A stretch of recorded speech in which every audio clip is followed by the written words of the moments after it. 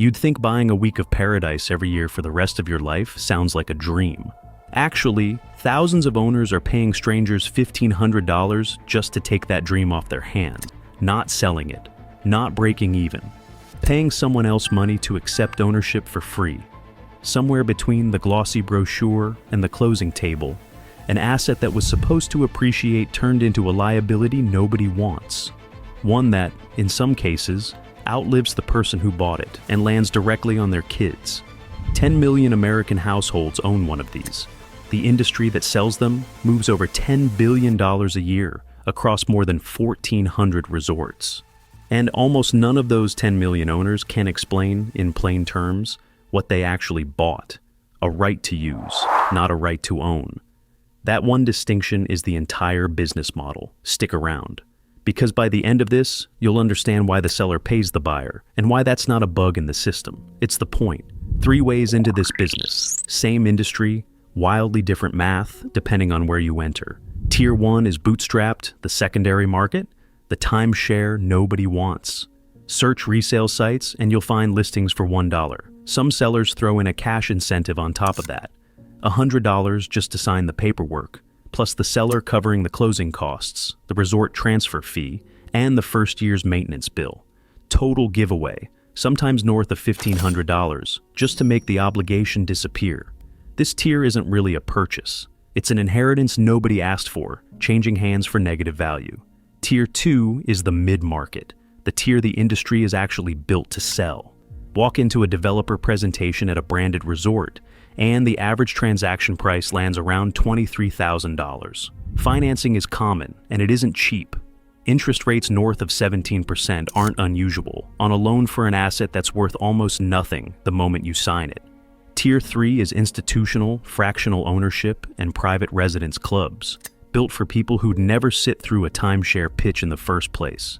Deeded shares in multi-million-dollar homes, priced anywhere from the low 6 figures past $2 million.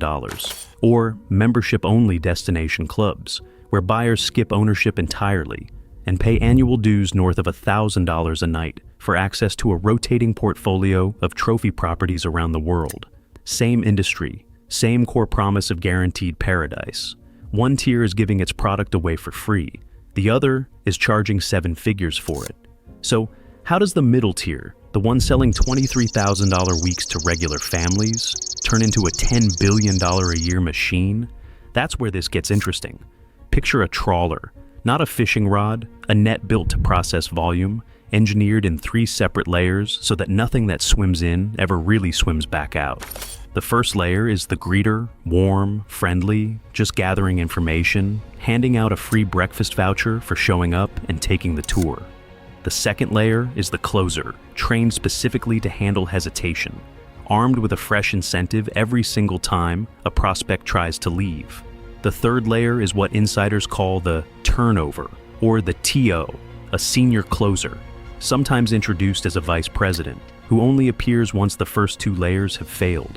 Off-final, today-only discount that somehow always beats whatever came before it. The entire operation is measured by one internal number, VPG, volume per guest. It's the total dollar value of everything sold on a given day, divided by the number of tours that walk through the door.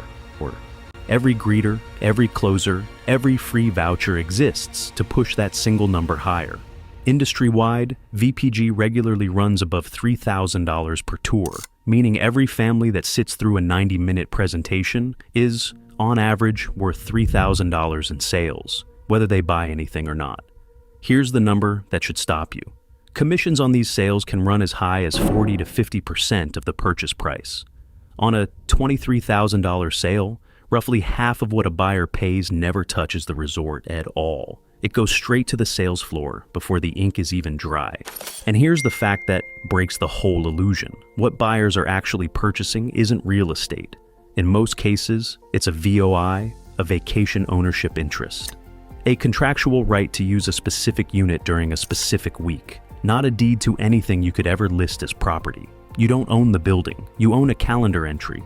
So, if the product depreciates to nothing the moment you sign it, and half your payment goes straight to commission before the resort even sees a dime, what's actually holding up the other half of this business?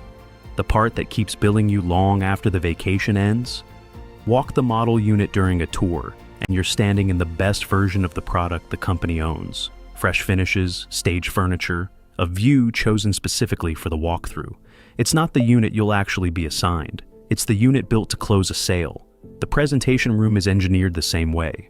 No windows facing the parking lot, no clock on the wall. A 90-minute session that somehow always runs long because every extra minute in that room is another chance for a closer to reset the offer and sweeten the deal. Then comes the part that never makes it into the brochure, the perpetuity clause. Most timeshare contracts don't expire when you're done using them. They don't even expire when you die. The obligation, the annual maintenance fee, typically climbing around 5% a year, passes automatically to whoever inherits the contract, whether they want the property or not. Families have been billed for a parent's timeshare years after the funeral, simply because nobody formally declined the inheritance in writing, and the fee itself is never fixed. Beyond the annual maintenance bill, which has climbed nearly 50% industry-wide over the past 6 years alone, owners can be hit with a special assessment, an emergency, one-time charge to cover a new roof, a hurricane repair, a lobby renovation nobody voted on. You don't get a say in any of it. You get an invoice.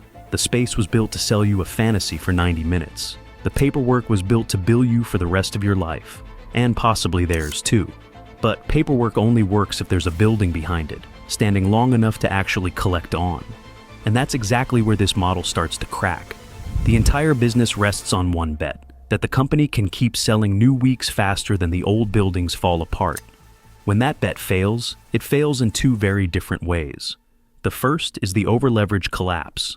Back in the 1990s, a company called Sunterra grew almost entirely through acquisition, buying up smaller resort operators across multiple continents, financing the entire buying spree with debt. By the year 2000, the strategy caught up with it. Customer service, accounting, and reservations infrastructure never scaled to match the acquisitions. Sunterra defaulted on its loan payments, filed for bankruptcy carrying roughly $850 million in debt, got delisted from the New York Stock Exchange, and closed the year with a loss north of $375 million. The company that grew by swallowing its competitors nearly starved trying to digest them. The second is the aging infrastructure collapse. Take a resort in Williamsburg, Virginia, over 10,000 times share interests spread across nearly 200 buildings, some dating back to the 1960s. By late 2025, the Owners Association was sitting on under $17 million in cash against $34 million in needed repairs and capital improvements. There was no realistic path to raising that kind of money from 10,000 individual owners fast enough to save the property. The association filed for bankruptcy, suspended all owner occupancy, and moved to force a sale of the entire resort, wiping out the vacation rights of every single owner who thought they'd bought something permanent. Two very different failures. One company grew too fast on borrowed money. One resort simply got too old to keep its promises. Both left owners holding a contract for a property that, functionally, no longer existed, which raises the real question. If the buildings can fail, and the companies can fail, and the debt somehow survives you, who exactly? Is this business actually built to protect? Strip away the brochure, and the equation is simple. Sell a depreciating right-to-use product at a premium price, hand roughly half the revenue straight to the sales floor, then collect a rising maintenance fee in perpetuity off a buyer who can almost never resell what they bought. Run the real numbers on margin, and the developer side of this business regularly nets somewhere around 30%. Extraordinary for an industry built on nothing but access to a room you don't own. Nobody proved that better than David Siegel. He built Westgate Resorts from a single 16-unit property in 1982 into the largest privately held timeshare company on earth, over 600,000 owners, dozens of resorts, and at his peak, a paper fortune estimated near $1 billion. He became famous for one honest admission, that keeping a business like this alive takes constant borrowing to keep it growing. He wasn't wrong. He was just standing on the winning side of that equation. The house doesn't sell vacations. It sells a calendar entry, at a markup, to someone who will spend decades finding out they can't give it back.